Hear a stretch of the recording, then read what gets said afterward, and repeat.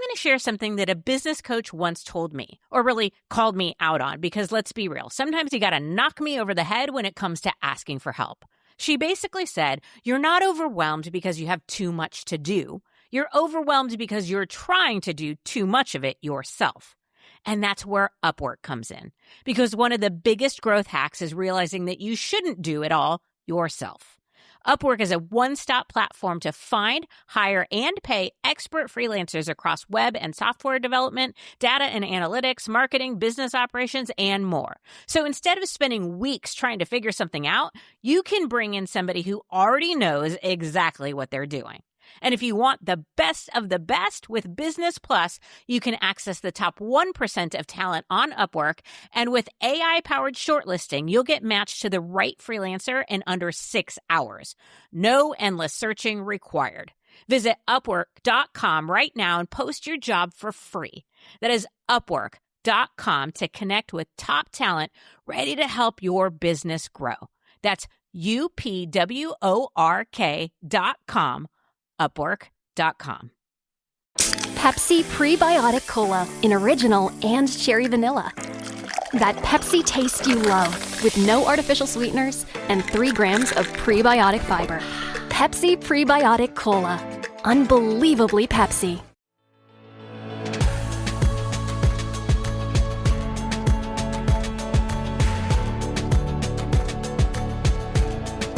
I am Nicole Khalil, and you're listening to the This Is Woman's Work podcast. We're together. We're redefining what it means, what it looks and feels like to be doing woman's work in the world today.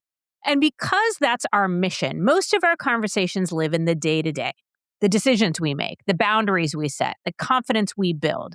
You know, the stuff that you can actually do something with on a Wednesday afternoon. But this episode isn't exactly that.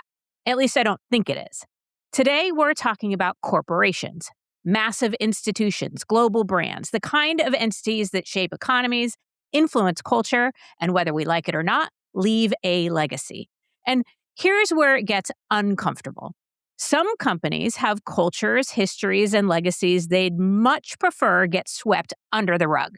Things that don't exactly align with the values on their websites or the polished culture you'd hear about in an interview. And I know there's a very real temptation to say things like, let's just leave the past in the past. But history doesn't work that way. It lingers in systems, in privilege, in wealth, in opportunity, or lack thereof. And increasingly, we're seeing companies being asked or called out to answer for it. Now, I know what you might be thinking. Cool, Nicole, but I don't run a multinational corporation. I'm just trying to get through my goddamn inbox. Same, friend, same. So let's be clear. This episode isn't about giving you a 5-step action plan to go fix corporate America before lunch, but it is about curiosity. It is about what can we do? Because even if we're not CEOs of billion-dollar companies, we are participants in these systems. We work inside them, buy from them, benefit from them, and hopefully challenge them.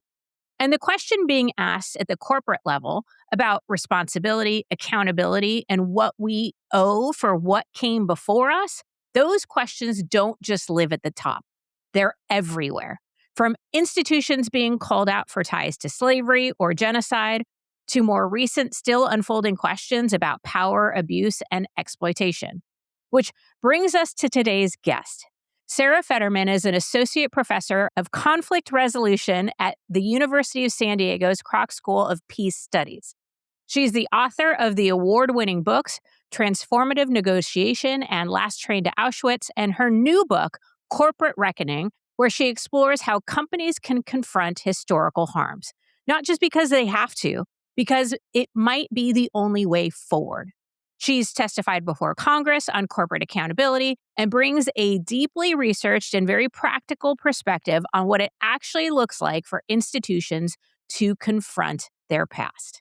So, Sarah, welcome to the show. I'm super glad you're here. And I figured it would probably make the most sense to start by asking you to explain what you mean by corporate reckoning. Can you give us an idea or some examples of what we're even talking about here?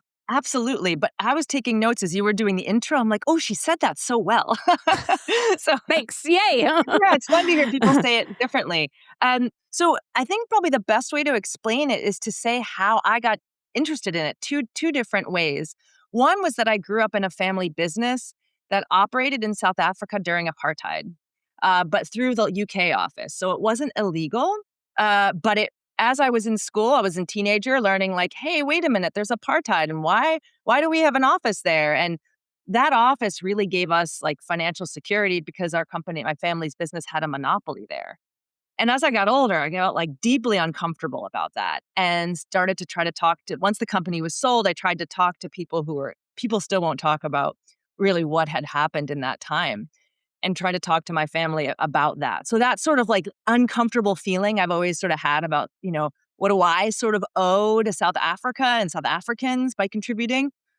Uh, and the South African Truth and Reconciliation Commission did name a number of industries that really upheld apartheid, that apartheid could not have been sustained in South Africa without the extraction industry, the media industry, and other industries that actually, as you said so well, like actually uphold the structures um, in the past. So that's one. And then I was living in France for work, and I got really interested in the role of the railways, the French railways in the Holocaust. And they were in the middle of a process to make amends for that role. And that's where that first book came from. And then it started to branch out because people had other examples, and I got interested in those. Okay. So fascinating and wildly important. I call myself a World War II history buff. I swear, like any book I grab off the shelf, it somehow has a World War II tie-in, and I like not on Ooh. purpose. And I have never once thought about the railroads specifically and the role that they played and the Mm. contribution they made to the concentration camps. So that is a really good example where I think us in our day-to-day lives as a consumer, we often don't make connections or think about how larger corporations are contributing to bigger global issues. It's a little scary. It is actually. I didn't realize until I did the research that the Holocaust could not have happened without the participation of the railways. Most people arrived by train. And then as I started to look at all of our human inflicted mass atrocities, none of them happen without corporate participation. So when companies say, no, we don't want to participate, and a lot of people who are history buffs and look back at those companies, why did they participate? But then you look around us today and you're like, well, those people are afraid of getting shot. Like these people aren't even afraid of getting shot, and we participate all in various ways to different things that we know are going on. Okay, so I said this in my introduction. I have a feeling there's a lean towards, okay, but let's use the railroads as an example. Yeah, Whoever's running those companies today had nothing to do with that. Why exactly. don't we just leave the past in the past? What's the value or the use in bringing it up today, or trying to hold people accountable in some way for something that they specifically individually had nothing to do with Yeah. in history? Yeah. Not only it's so true, and it's such a good question. The executives I was talking to at the French railways actually were both Holocaust impacted. They were Jewish. So not only did they not do it, they were impacted. In their case, they couldn't ignore it because Holocaust survivors confronted them and said, hey, by the way, I know you keep bragging about your role in the resistance, but I was forced on your train, or my family was crammed into a cattle car and never came home. They were not willing passengers. So sometimes institutions don't have a choice because people dig up the history and confront them with it. Part of it is like the French railways it's like the veins of France. It has like such an important role in the country. And that to be sort of a full member of the country, it has to do its reckoning work like the French government did and say, okay, this is not us. This is who we want to be today. It's very difficult for an organization to have a value statement or an ethics statement without acknowledging the past and saying, we didn't do this before, but this is who we are today. Right. And so it becomes very inauthentic to have any kind of statement without acknowledging something as big as that. Couldn't agree more. And I feel like we see more instances of people doing this badly in today's day and age than effectively. So, Mm. based on your research, what does effective reckoning work look like? What needs to happen or exist in order for it to move people and the corporation forward versus having them stay stuck? I don't know if I'm Yeah. asking that very well, but Yeah, no, it's a great question. And we're all connected to these brands, by the way, in one way or another, whether it's our bank, our employer, like the museums we go to, the universities we attended, like they're all they're all in on it, if they're older than 100 or 50 years even. Um, so the first is, and I love this because I love history and it sounds like you do too, is to really study the histories of these places. Like not the ones that the great great grandson wrote. Those are like hero tales and they don't help us understand the compromises and choices that were made. Most company timelines are very thin. But I just worked with a bourbon company that really wanted to better understand their history. And a grad student and I had so much fun. Just like, what the heck was going on? Then you take that history and you say, okay, based on parts of it weren't terrible, but parts of it weren't as great, and so then how do we respond to that in the present? But I think the first is actually a really open, energizing conversation where you let historians in there, you dig around, you find out what happened without taking it personally. You didn't do it. It's like we study our nation's history. Like, okay, we had Japanese internment camps. There was slavery here. Like, it's just what's so. And then figure out, yeah. So I think people get quickly worried about how much they're going to have to spend or the shame or taking it personally rather than having that discovery first. And I think that's just what I really encourage. And in the book, I just talk about like the different kinds of history and a little bit how to do that. But yeah, as a history person, I think that part's super fun. yeah, agreed. And you mentioned national history briefly there. I think that is a good example of where I think most people's inclination or perceived response is more to try to ignore and deny. I personally don't appreciate that as a history person. I think it is so important that we Yeah. understand the good and the bad of everything. But what do we lose? What are the consequences? What are the problems for us and for corporations when they go the ignore and deny route? Yeah, it's really tempting to tell just the glory story because it makes us feel good and we feel proud about where we work. The risk of it is more about, and I'm sure you talk about this on your show, is like resilience. How can you be adaptable? If you think the people before you just went from one great innovation to the next and then suffered a few economic disruptions, but made it anyway, it doesn't help you understand the kinds of ethical decisions and even strategic decisions they were making at the time. Most business schools use case studies to teach business because you want to learn from the failures of others to make better decisions today. But if in your company you're not doing that, then how are you going to learn? So it doesn't help with learning. People feel the inauthenticity because I think I think we know that if anything's too perfect, it probably isn't true. So there's more authenticity, but really resilience. Yeah, it doesn't prepare people, prepare any of us for our times if we pretend the past was sort of all glorious or sanitized. Yeah.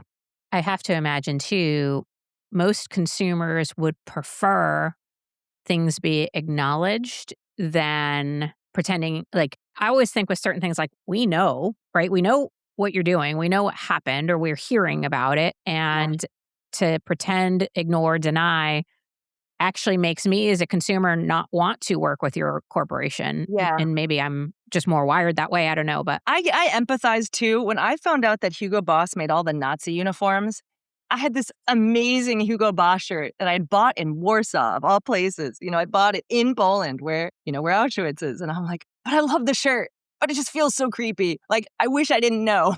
yeah, So there is an element of like, I go through the grocery store, I'm like, I wish I didn't know about you. I wish I didn't know about you.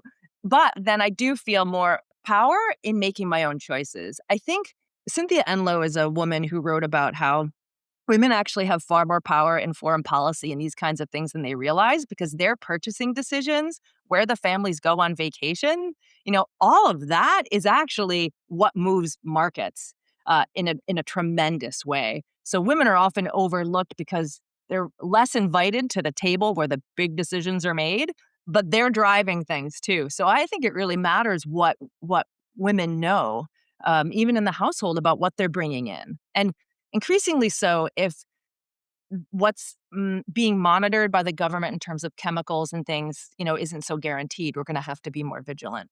Excellent point. I read somewhere that women are responsible for something like 85% of all consumer spending or something like that. So the idea that we don't have power is really quite ridiculous. And that is one great way that we have power. But you mentioned something before we hit record that I wanted to dive in on. And I'm just going to put it under the where corporate reckoning is sort of coinciding with women's work, right? So where are women playing a role or not playing a role in all of this corporate reckoning that needs to happen and is happening? Yeah, it's so interesting because we were talking about how there's this expectation that women clean up, women do the caring in society, and cleaning up can be dirty histories or we're talking about like the helping, the piecework, the caring professions. I'm sure you talk about how the caring professions are undervalued monetarily. So there's this expectation. I listened to a colleague the other day and she said it so well. She goes, men start the wars, but women are supposed to end them, but we're never allowed to the meetings where they end them. And then we have to clean it up for free. And I was like, that was it. That was it.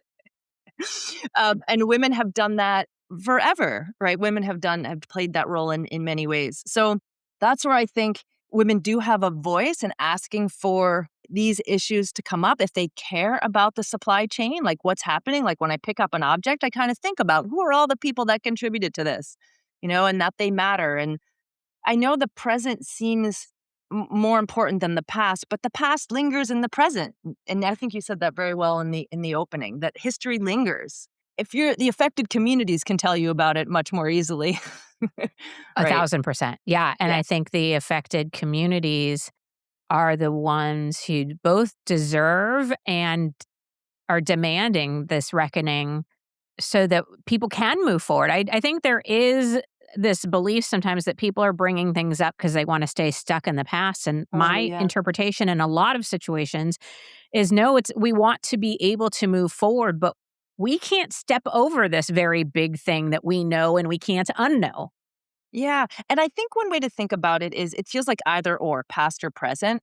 And more the visual is like thinking of a big family table, or maybe it could be a corporate boardroom, and just one seat for the past. I'm just saying one seat.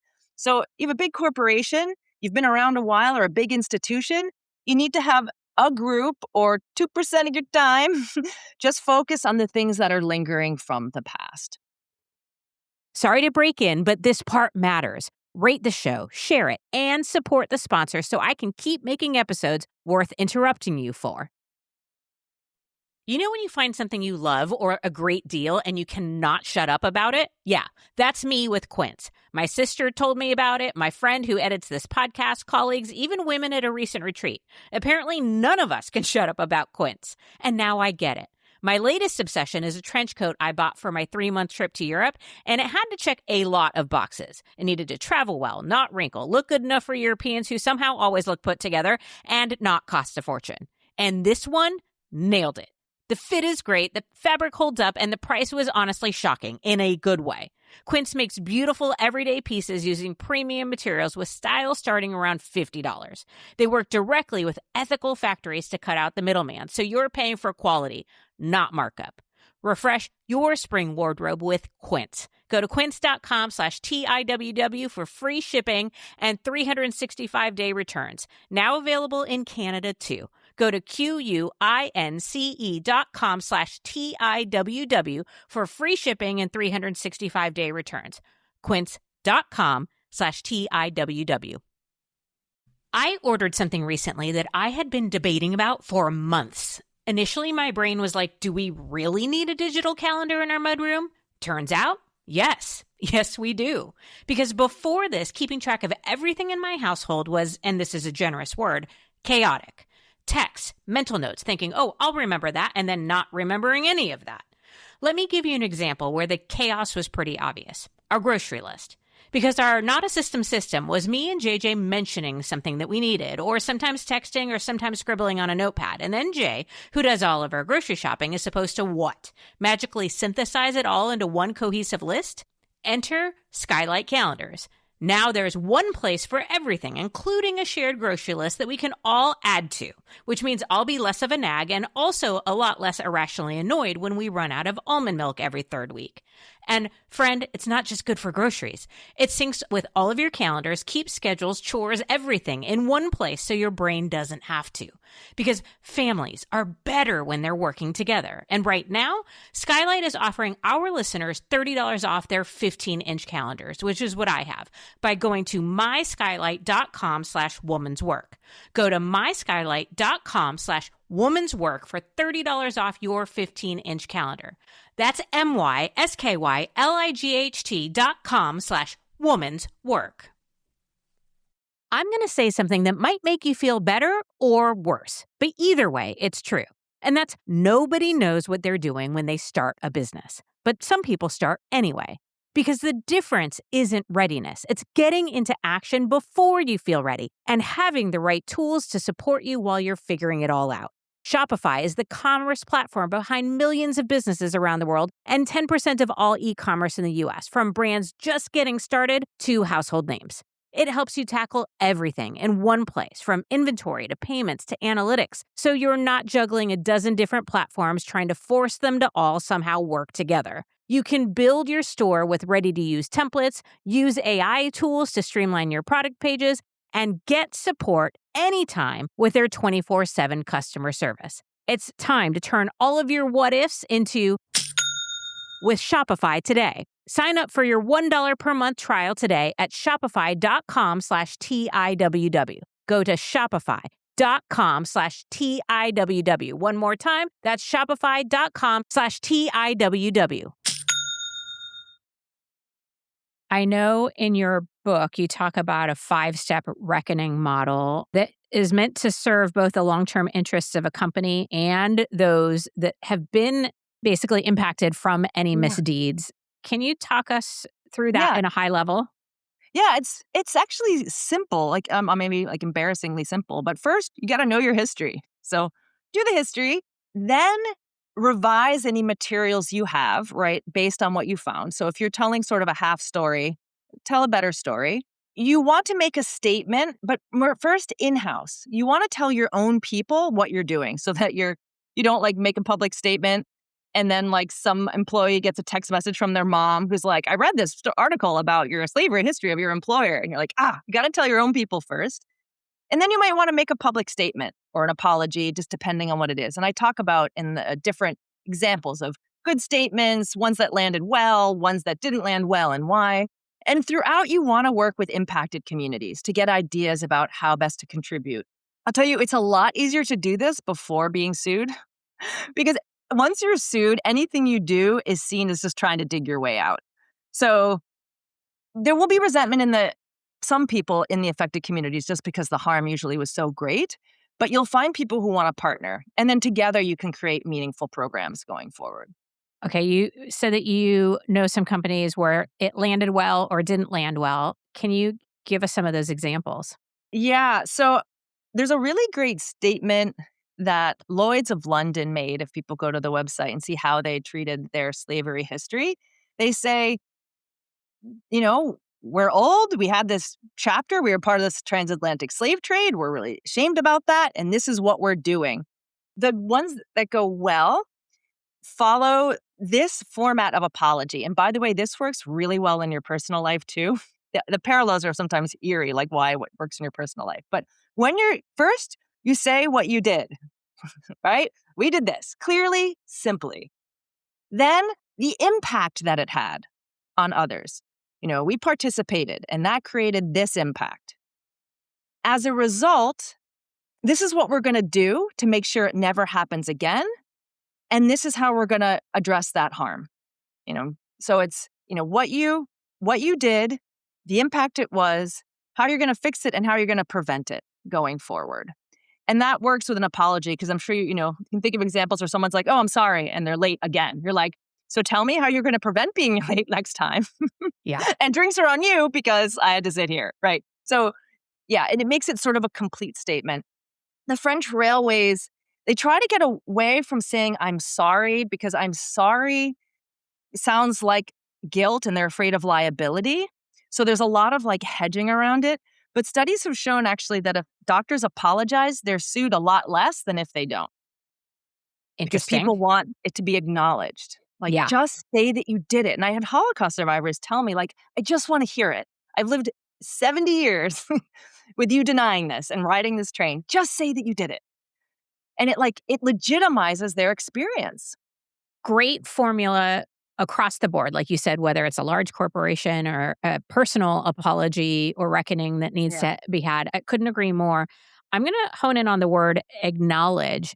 I think, well, I'll speak for myself. More often than not, that's what I'm looking for. I want to be acknowledged. Yes, the apology is important, but when you dance around something or, sort of water it down, or when I perceive that you're trying to avoid liability, and that Yes. could be litigious or just like being held accountable, I don't feel like me or my experience is being acknowledged, and it's a sticking point. I almost can't move on from it, and I'm a little bit more rage oriented than other people, but that's always the part that feels missing. It's like you didn't Yeah. acknowledge what happened and how it impacted people. As you said, this is the first two steps. It's amazing what it means to people. And that all you have to do, that you have that power, is also amazing. Like, that you could be in a company today and you could say something that can help people who've been living with pain for so long.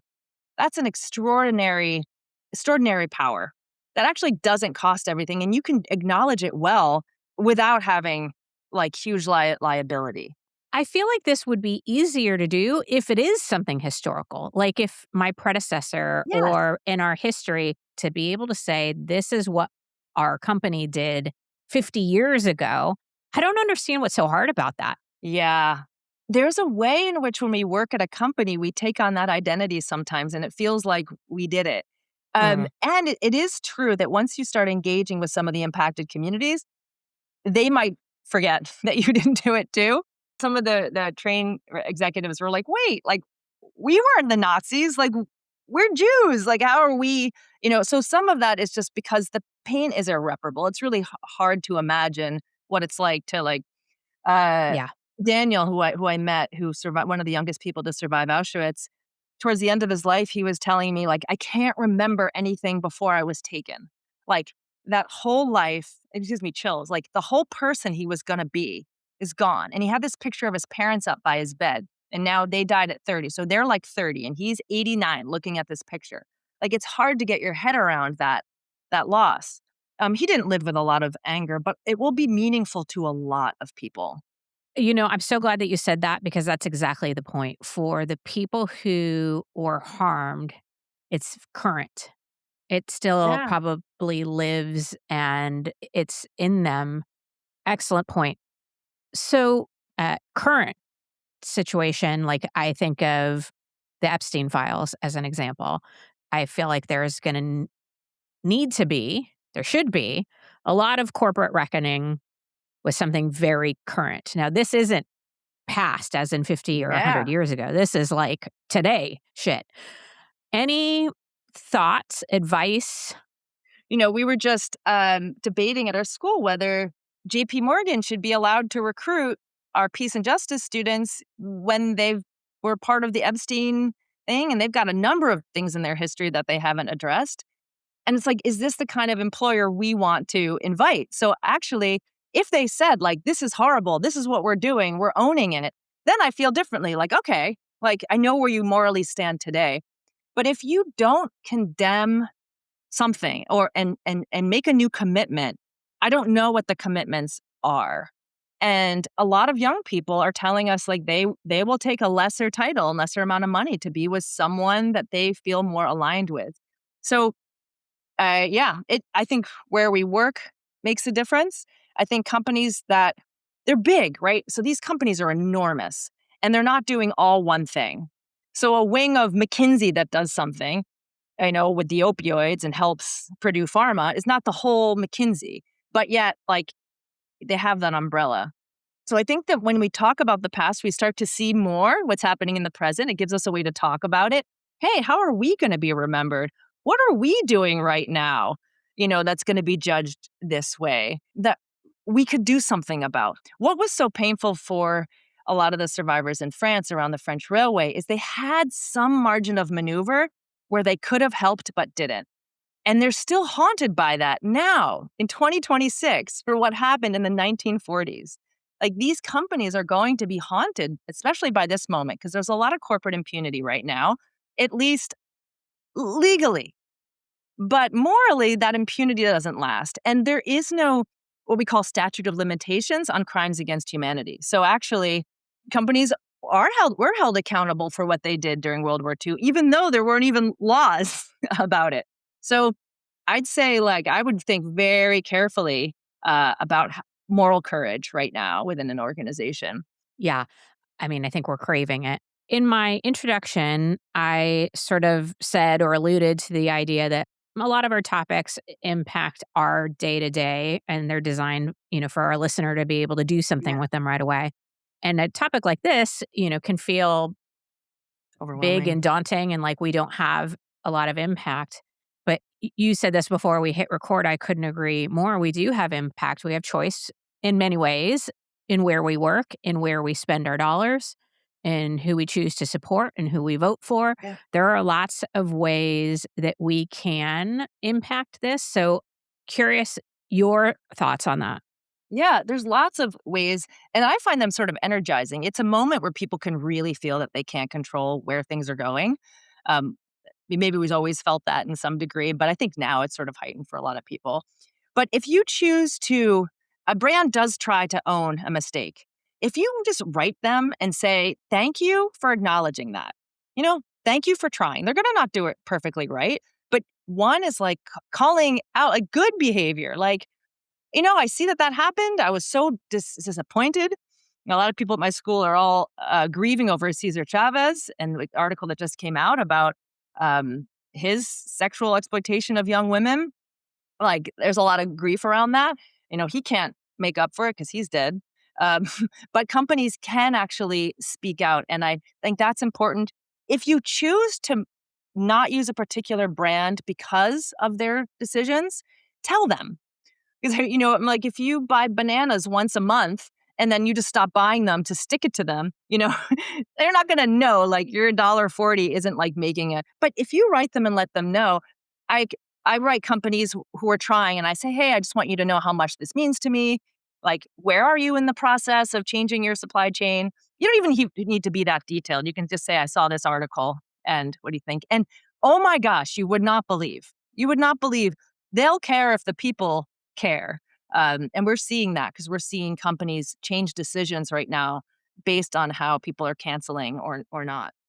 I don't even know if this is an appropriate question to ask. So if it's not, we can edit it out. But, there is a lot of noise out there. And I try to limit the amount of social media and news and article intake Yeah. in any given day or week, only if for no other reason to protect my sanity at this point. Yeah. And so sometimes we just don't know, or, it's hard to differentiate between the people who are doing the reckoning, the acknowledging, the owning, and the people who aren't. So my question is, do you have I don't know if list is the right word, but are there any companies, especially as women, that we should be really mindful of or be paying attention to where Mm, we're spending our dollars, either because they're actively participating or refusing to yeah. reckon? One that's been so painful to lose has been Meta and Facebook. Like, there's a book called Careless People, which takes you that just came out by Sarah Wynne Williams. She was very high up in Facebook, and she gives you sort of some sense. But it talks about how, like, if a girl, like a young girl, removes a photograph of herself, they immediately start serving her weight loss and makeup ads because they sense that she's vulnerable and insecure. And, like, the predatory nature of that, like, the company used to be much more, um, about connecting people. Like, it was so exciting when Facebook started, and the people who worked there were excited. But their commitments, they've made them pretty clear that they aren't there right now, morally, and these algorithms are very powerful over us. So, they have a lot of power. They're very addictive. So I think being very mindful for ourselves and what our kids are consuming. In Silicon Valley, they don't give their kids smartphones. Like, they know the impact. So I Mhm. think that's the one we all have to protect our brains around. Um, I know there aren't tons of other choices, so I just sort of, limit myself. That makes that's a big one. I think that's public facing.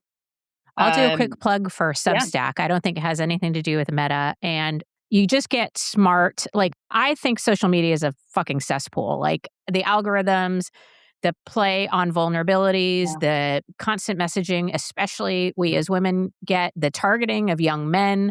I mean, there's just so many things. But even beyond that, I say this with love, but it's just gotten stupid. Like, yeah.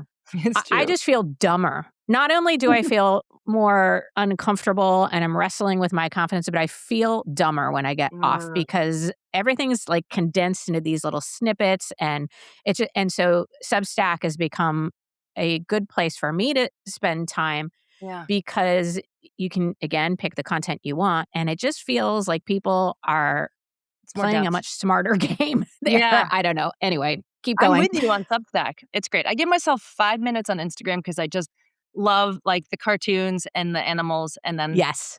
I can Yeah. find out the I have a ocean news. curated feed Yeah, of curated. pugs and like sarcastic humor and just Perfect. Yeah. and I'm the same. Like, it's minimal time, and the minute it stops being pugs and funny sarcastic stuff, then I'm out. The other one I just was visiting friends, in tech. They're in Colorado, and, one of them actually helped create Alexa, and they have canceled Amazon Prime.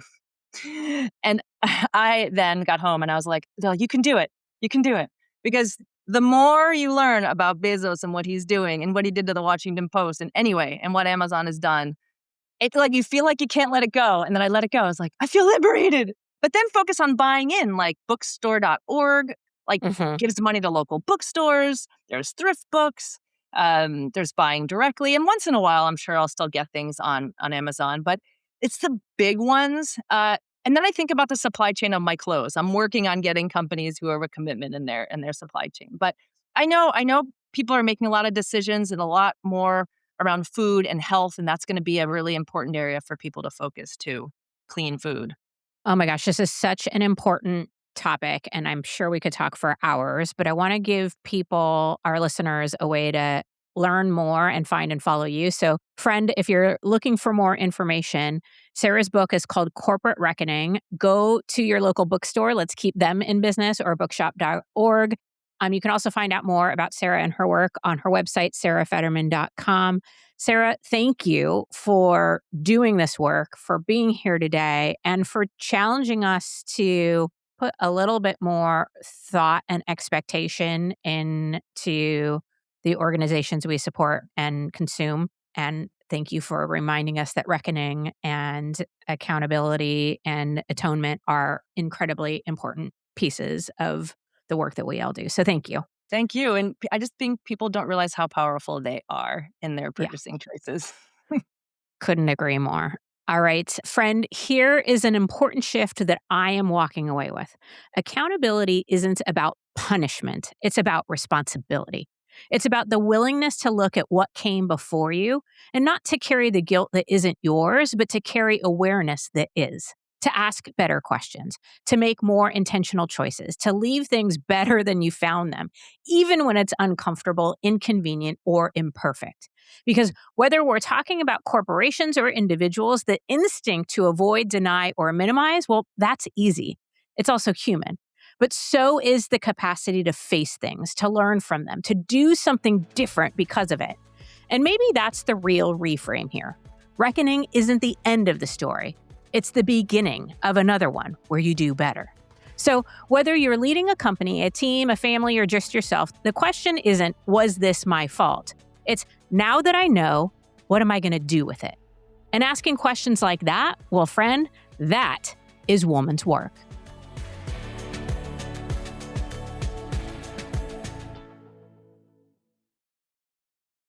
Putting off replacing your window treatments because you think it's complicated? At Blinds.com, we spent 30 years proving it doesn't have to be. And right now, our Spring Black Friday sale makes it easier than ever. Whether you want to DIY it or have a pro to handle everything from measure to install, we've got you. Free samples, real design experts, and zero pressure. Just help when you need it. Shop up to 45% off site-wide. Huge savings on doorbusters. Plus a free professional measure now during the Blinds.com Spring Black Friday sale. Rules and restrictions apply. Ever spend all day fishing and catch nothing? That's what happens to hackers when Cisco Duo's on watch. Every login, every device, every user, protected. Cisco Duo.